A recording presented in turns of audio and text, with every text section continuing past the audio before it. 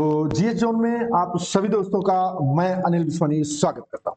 आज की क्लास में आपको दूसरी अध्याय लेकर के मैं हाजिर हूं और जो है वैदिक सभ्यता से रिलेटेड। तो वैदिक सभ्यता में क्या था, वैदिक सभ्यता का पूरा परिचय मैं आपको इस पीपीटी में आज देने वाला हूं। तो ये क्लास बहुत इंपॉर्टेंट है सभी एग्जामिनेशंस के लिए, जहां भी जीएस पूछी जाती है। आप लोग सभी इस क्लास को कृपया लाइक करिए, शेयर कर दीजिए और अपने दोस्तों तक जरूर इसको पहुंचाने की कोशिश करिए, ताकि सभी का लाभ हो सके। वो सभी व्यक्ति जो एग्जामिनेशन देना चाहते हैं किसी भी चीज का, किसी भी कंपटीशन का। वैदिक सभ्यता भारतीय इतिहास की प्रारंभिक और मूल सभ्यता मानी जाती है। तो मैं कलरफुल कर लेता हूं। मानी जाती है। इसका मुख्य रूप वेदों से प्राप्त होता है, यानी वेद ही हमारी मुख्य सभ्यता का अंश है और वहीं से इसका परिचय मिलता है। इस काल में सामाजिक संगठन, धार्मिक विश्वास और दार्शनिक चिंतन का प्रारंभिक विकास हुआ, जिससे आगे चलकर भारतीय संस्कृति और दर्शन की अस्थायी नींव रखी गई। और यह अस्थायी नींव ही आज के वर्तमान स्वरूप की नींव बन गई थी। और जो शुरुआत में रखी गई वैदिक सभ्यता ही हमारी वह सभ्यता है। इतिहासकार वैदिक काल को दो भागों में विभाजित करते हैं, ऋग वैदिक काल और जिसको प्रारंभिक अवस्था कहते हैं, जो शुरुआती अवस्था को दर्शाता है।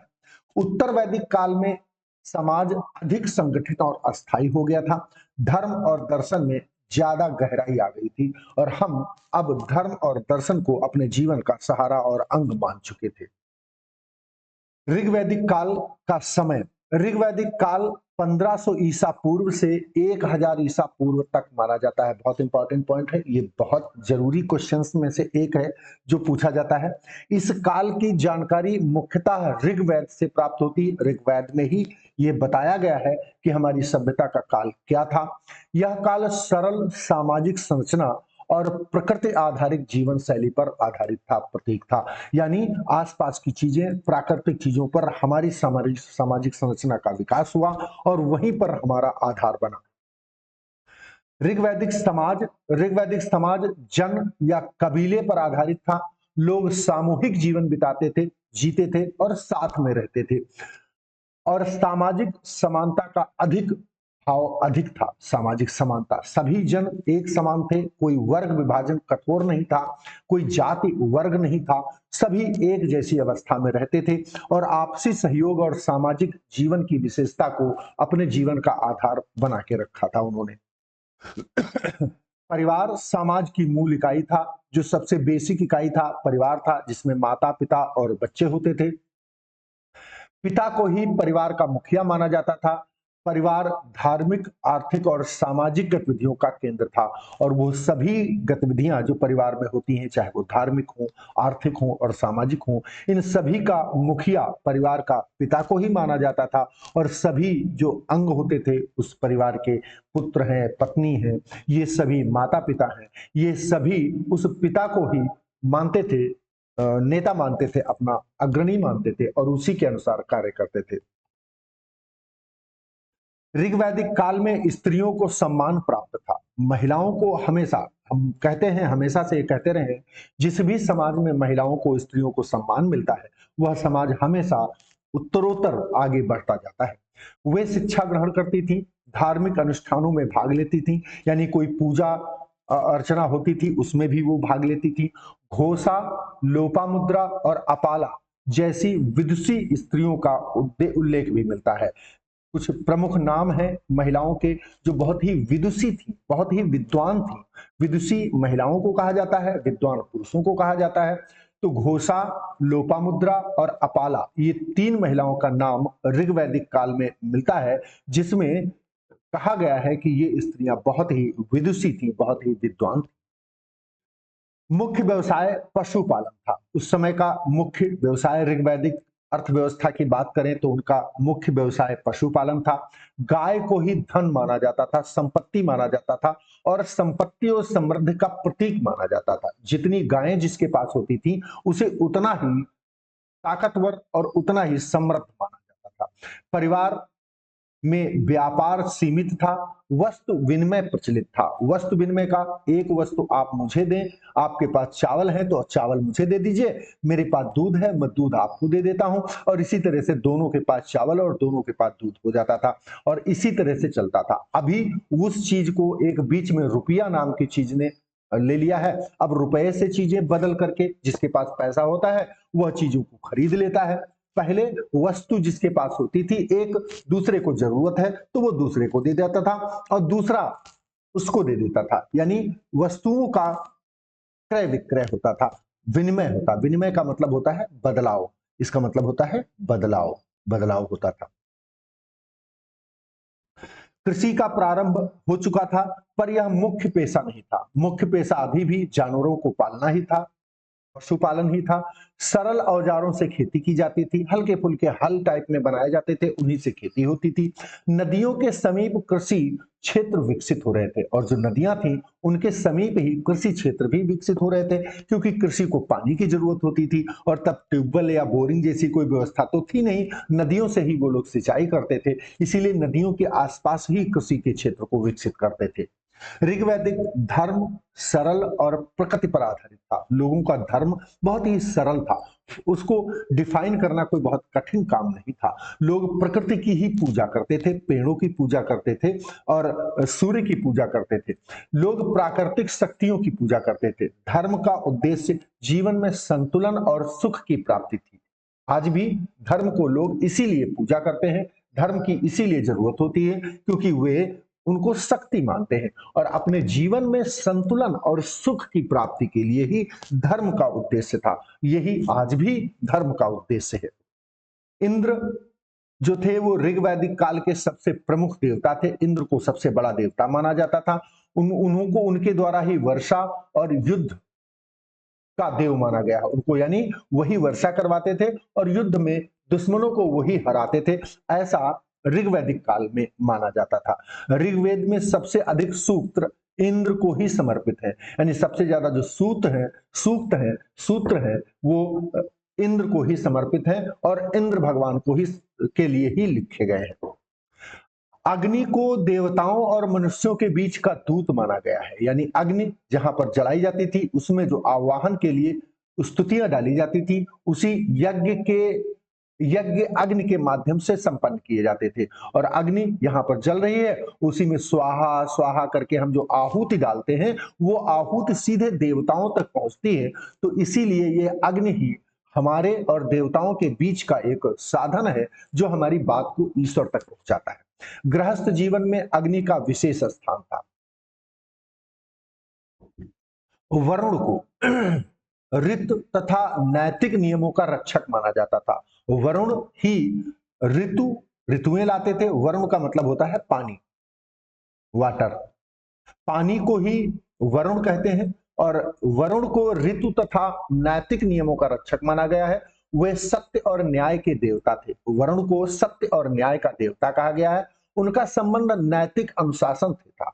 नैतिक रूप से अनुशासन अपने जीवन में लाइए, यही उनका उद्देश्य था और यही वो सिखाते थे। यज्ञ धार्मिक जीवन का प्रमुख अंग था। यज्ञ करना लोगों के धार्मिक जीवन का प्रमुख अंग था। हवन जिसको कहते हैं आप, यज्ञ या हवन, जैसे आज हम लोग हवन करते हैं। यज्ञ के माध्यम से देवताओं को प्रसन्न किया जाता था और हवन और यज्ञ के माध्यम से ही देवता खुश होते थे। यज्ञ सामूहिक और सरल होते थे, यानी गांव के लोग, परिवार के लोग मिल करके यज्ञ को संपन्न करते थे। ऋतु ब्रह्मांडीय और नैतिक नियमों का प्रतीक था। ऋतु जो थी वह ब्रह्मांड के और नैतिक जीवन के नैतिक नियमों के प्रतीक थे। यह सत्य, व्यवस्था और नैतिकता से जुड़ा हुआ था। समाज में अनुशासन बनाए रखने का अधिकार ऋतु को ही था। ऋतु ही जीवन में, समाज में, सभी के जीवन में अनुशासन बनाए रखने के लिए उनकी पूजा की जाती थी।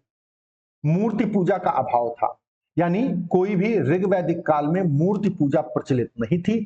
देवताओं की कल्पना प्राकृतिक शक्तियों के रूप में की जाती थी, यानी पेड़ पौधे, हवा, पानी, बादल, आसमान, है ना, पर्वत, यही जो उपासना के प्रतीकात्मक थे, इन्हीं की उपासना की जाती थी। पेड़ों की उपासना, पर्वतों की उपासना, बड़े बड़े शिखरों की उपासना की जाती थी उस काल में, ऋग्वैदिक काल में।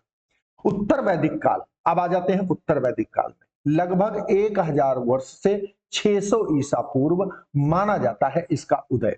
इस काल में समाज अस्थायी और कृषि आधारित हो गया था। अब सामाजिक रूप से लोग बहुत अस्थायित्व प्राप्त कर चुके थे और कृषि को अपना आधार बना चुके थे। धर्म और दर्शन में बहुत बड़े बड़े परिवर्तन हुए। लोगों ने धर्म में अपनी रुचियां दिखाई और दर्शन में भी अपनी रुचियों को बढ़ाया। यह सभी चीजें हमें ऋग्वैदिक काल के बाद उत्तर वैदिक काल में दिखने लगी। धर्म और दर्शन में बड़े परिवर्तन दिखाई पड़े। उत्तर वैदिक काल में समाज जनपद आधारित हो गया था। लोग अस्थायी बस्तियों में रहने लगे थे। सामाजिक असमानता बढ़ने लगी थी और अब गरीब, अमीर और जातियों में धीरे धीरे लोग बढ़ने लगे थे और अब अस्थायी बस्तियां बना करके वहां पर लोग रहने लगे थे और उन बस्तियों को जनपद का नाम देना शुरू किया जाने वाला था उत्तर वैदिक काल समाज के बाद। इसमें जो वर्ण व्यवस्था थी, उत्तर वैदिक काल में वर्ण व्यवस्था अधिक कठोर हो गई थी।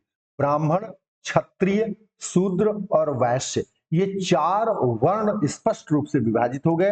वर्ण जन्म पर आधारित होने लगा था, जैसे कि आज कर्म पर आधारित है। अगर आप कर्म पंडित का करते हैं, पढ़ाने का करते हैं, शिक्षा का करते हैं, तो आपको पंडित माना जाता है, ऐसा समाज में हमारे कहा जाता है। ठीक है ना। पहले जन्म पर आधारित था। जो ब्राह्मण के घर में पैदा हुआ वो ब्राह्मण है, जो क्षत्रिय के घर में पैदा हुआ वो क्षत्रिय है। वैश्य और शूद्र के साथ भी इसी तरह की प्रचलन था। स्त्री स्थितियों में सामाजिक परिवर्तन आया। उत्तर वैदिक काल में स्त्रियों की स्वतंत्रता थोड़ा कम हो गई। ऋग वैदिक काल की अपेक्षा उत्तर वैदिक काल में स्त्रियों की स्वतंत्रता पर रोक लगाई गई। शिक्षा और धार्मिक अधिकार उनके सीमित हो गए। बहुत ज्यादा शिक्षित स्त्रियों को करने की प्रथा नहीं थी और न ही उन्हें धर्म में बहुत ज्यादा बोलने का अधिकार था। सामाजिक स्थितियों में गिरावट आई। देखिए, जैसे ही स्त्रियों की स्वतंत्रता कम हुई, सामाजिक स्थिति में स्त्रियों की कमी आई, तो समाज की स्थिति में भी गिरावट आनी निश्चित थी। उत्तर वैदिक काल की अर्थव्यवस्था, कृषि मुख्य व्यवसाय बन गई। अभी कृषि ही मुख्य व्यवसाय बन गई थी उत्तर वैदिक काल में। जैसे कि ऋग वैदिक काल में आपने देखा कि पशुपालन हमारी मुख्य व्यवसाय था, अब कृषि मुख्य व्यवसाय बन गया था। लोहे के औजारों का, हल वगैरह, कुदाल वगैरह का प्रयोग से उत्पादन थोड़ा बढ़ गया था। अधिशेष अधिशेष उत्पादन संभव हुआ। अधिशेष का मतलब है अधिक। अब अधिक उत्पादन शुरू हो गया था। उत्तर वैदिक काल में कृषि मुख्य व्यवसाय बन गया था। धर्म अधिक कर्मकांड प्रधान हो गया था। यज्ञ जटिल और खर्चीले बन गए थे। ब्राह्मण वर्ग का प्रभाव बढ़ गया था और यही कारण था इसके बाद बहुत सारे जैन धर्म, बुद्ध धर्म और इन धर्मों का प्रादुर्भाव हुआ। ब्राह्मण वर्ग का प्रभाव बढ़ने की वजह से ब्राह्मणों ने यज्ञ पर और दूसरे सभी धार्मिक कर्मकांडों पर अपना एकाधिकार शुरू करने की कोशिश करना शुरू कर दिया था और धर्म अब कर्म कांड बन गया था। ब्राह्मण ग्रंथों में यज्ञ विधियों का विस्तार से वर्णन है। कर्म कांड को धार्मिक जीवन का केंद्र बनाया गया था और पुरोहित वर्ग को विशेष महत्व मिला। यानी जो पुजारी लोग थे उनको ज्यादा विशेष महत्व मिला, क्योंकि जो शासन और सत्ता के लोग थे उन्होंने भी पुजारियों में ही अपना व्यवसाय, अपना विश्वास जाहिर किया। आरण्यक, आरण्यक ग्रंथ था जो वानप्रस्थ आश्रम से संबंधित है। आश्रम 4 आश्रम थे। बाल आश्रम जिसमें शिक्षा थी, फिर गृहस्थ आश्रम जिसमें गृहस्थ जीवन था, और फिर वानप्रस्थ आश्रम। ये वानप्रस्थ आश्रम का मतलब है वन गमन, यानी अंतिम समय में लोग जंगल को चले जाते थे और ईश्वर की पूजा और अर्चना करके अपने जीवन को बिताते थे। इसमें ध्यान और चिंतन पर बल दिया जाता था। ये कर्म और ज्ञान के बीच की एक कड़ी थी। पूरा जीवन कर्म करने के बाद वे अपने आप को वानप्रस्थ आश्रम में भेज देते थे। उपनिषद का परिचय। उपनिषद दार्शनिक ग्रंथ है। इनमें ज्ञान को सर्वोच्च माना गया है। कर्म कांड की आलोचना की गई है, यानी कर्म कांड को ज्ञान से सर्वोच्च माना गया था। उपनिषद धार्मिक दार्शनिक ग्रंथ हैं और इन्हीं में ज्ञान को ज्यादा वरीयता दी गई कर्म कांड की अपेक्षा। आत्मा की अवधारणा की बात करें तो उपनिषद आत्मा को अमर मानते हैं। शरीर नश्वर है, आत्मा शाश्वत है। आत्मा और ब्रह्म को एक माना गया है, यानी आत्मा और ब्रह्म यानी ईश्वर एक ही है, ऐसा ऐसी अवधारणा उपनिषद के द्वारा की गई। ब्रह्म की अवधारणा को, ब्रह्म को सर्वोच्च सत्य माना गया है, समस्त सृष्टि ब्रह्म से उत्पन्न मानी गई है और ब्रह्म ही अंतिम वास्तविकता है, ऐसी अवधारणा उत्तर वैदिक काल में की गई है उपनिषदों के द्वारा। कर्म का सिद्धांत, हर कर्म का फल निश्चित होता है, जैसे कि आज भी हम लोग ये मानते हैं कि जैसा कर्म करोगे वैसा ही फल मिलेगा। कर्म ही जन्म और पुनर्जन्म का कारण है, जैसे जन्म, इस जन्म में आप कार्य करोगे अगले जन्म में आपको वैसा ही जन्म मिलेगा, ऐसा कर्म सिद्धांत के द्वारा माना गया उपनिषदों में। अच्छे कर्म से मोक्ष का मार्ग प्रशस्त होता है और अगर आप जीवन भर अच्छे कार्य करते हैं तो जाहिर सी बात है आपको ईश्वर के पास, ब्रह्म के पास जाने का अवसर मिलता है और आपको मोक्ष, निर्वाण प्राप्त होता है। पुनर्जन्म, आत्मा बार बार जन्म लेती है, यह चक्र कर्मों पर आधारित होता है। मोक्ष मिलने पर यह चक्र समाप्त हो जाता है, यानी आप अगर जीवन में कोई ऐसा कार्य करते हैं जिससे आप ईश्वर के नजदीक हो जाते हैं तो आप मोक्ष को प्राप्त करते हैं और मोक्ष प्राप्त करने के बाद यह जो जन्मों का चक्र है, जो कर्म पर आधारित है, आपने जैसा कर्म इस जन्म में किया अगला जन्म आपको वैसा ही मिलेगा, फिर इस जन्म के कर्म के द्वारा अगला जन्म मिलेगा। और जैसे ही आप ईश्वर के नजदीक होकर धार्मिक कार्य इतने ज्यादा करते हैं कि आप ईश्वर के नजदीक हो जाते हैं तो आपका वहीं से चक्र समाप्त हो जाता है और आत्मा को मोक्ष प्राप्त हो जाता है। मोक्ष क्या है? मोक्ष जन्म मरण के चक्र से मुक्ति है। अब न जन्म लेना है न मरण करना है, सीधे स्वर्ग में रहना है। यह मानव जीवन का अंतिम लक्ष्य माना जाता है। ज्ञान द्वारा मोक्ष संभव है और ऐसा कहा जाता है कि जब आपको ज्ञान हो जाता है, ईश्वर के नजदीक आप हो जाते हैं, तब आपको मोक्ष प्राप्त होता है। दार्शनिक परिवर्तन क्या हुआ? ध्यान बाह्य यज्ञ से आंतरिक साधना की ओर गया। ध्यान अब हमें बाहरी, जो बाहरी हम यज्ञ करते हैं, हवन करते हैं, उससे अब अंतर मन की साधना की ओर हमारा दार्शनिक परिवर्तन हुआ। कर्म कांड के स्थान पर ज्ञान और आत्मचिंतन को अधिक महत्व मिला। धार्मिक विचार अधिक गहरा गए, अधिक गहरे हो गए। धर्म में परिवर्तन आया। धर्म नैतिकता और आचरण से शुरू जुड़ गया, यानी आप धर्म काम करें या ना करें, अगर आप नैतिक रूप से मजबूत हैं और आचरण आपका, कैरेक्टर आपका अच्छा है, तो आप धार्मिक व्यक्ति की तरह माने जाते हैं, आपको उतना ही पुण्य मिलने वाला है। यज्ञ की प्रधानता धीरे धीरे कम हो गई। आंतरिक शुद्धि पर बहुत ज्यादा बल दिया गया, यानी आप मन से शुद्ध हो जाइए तो आपको धर्म में विश्वास रखने की आवश्यकता नहीं है। समाज पर इसका क्या परिवर्तन हुआ? धार्मिक परिवर्तनों का समाज पर गहरा प्रभाव पड़ा। लोग सरल और नैतिक जीवन की ओर आकर्षित हुए। सामाजिक चिंतन विकसित हुआ, समाज में चिंतन विकसित हुआ। धार्मिक असंतोष बढ़ा। जटिल कर्मकांड से सामान्य लोग असंतुष्ट हुए। देखा कि बहुत ज्यादा पैसा, बहुत ज्यादा मेहनत लग रही है कर्मकांडों में, धार्मिक कर्मकांडों में, तो लोगों के अंदर एक असंतुष्टि आई और ब्राह्मणों के प्रति लोगों को असंतुष्टि महसूस हुई। यज्ञों का खर्च बहुत बढ़ गया था। सरल धर्म की आवश्यकता महसूस की गई और ऐसा माना जाने लगा कि अब धर्म थोड़ा सा सरलतम रूप में आना चाहिए। बौद्ध जैन पृष्ठभूमि, और यहीं से बौद्ध धर्म और जैन धर्म की पृष्ठभूमि शुरू हुई। वैदिक कर्मकांड से असंतोष ने नए धर्मों की भूमिका तैयार की। बौद्ध और जैन धर्म इसी पृष्ठभूमि में उभरे। अहिंसा और नैतिकता को अधिक बल मिला और आगे चल करके इन सभी धर्मों की बहुत ज्यादा प्रचलन होने वाला था। भारतीय दर्शन की नींव इसी काल में पड़ी, उत्तर वैदिक काल में पड़ी। उपनिषदों ने भारतीय दर्शन की नींव रखी। आत्मा, ब्रह्म और मोक्ष की अवधारणाएं विकसित हुई। इनका प्रभाव आज तक बना हुआ है और आज भी हम आत्मा, ब्रह्म और मोक्ष की अवधारणाओं में ही अपने विश्वास को रखते हैं। सारांश पूरा जो आपने पढ़ा, ऋग्वैदिक काल सरल और प्रकृति पर आधारित था। उत्तर वैदिक काल में दर्शन गहरा गया। दोनों ने मिलकर भारतीय संस्कृति को एक नया आकार दिया और निष्कर्ष यह निकला कि वैदिक काल का भारतीय इतिहास आधार स्तंभ माना जाता है। धर्म और दर्शन का विकास इसी काल में हुआ। इसकी विरासत आज भी भारतीय समाज में जीवित है। तो ये क्लास आपको कैसी लगी, ये सीरीज आपको कैसी लग रही है, ये हमको जरूर बताइए। मैं जब भी समय मिलता है मैं अगला चैप्टर लेकर के आपके सामने हाजिर होऊंगा। मैं अनिल बिस्वानी आपके लाइक, शेयर और कमेंट का इंतजार करूंगा कि ये क्लास आपको कैसी लगी। आप जरूर एक छोटा सा कमेंट करके बताइए कि मेरा प्रयास आपको कैसा लग रहा है।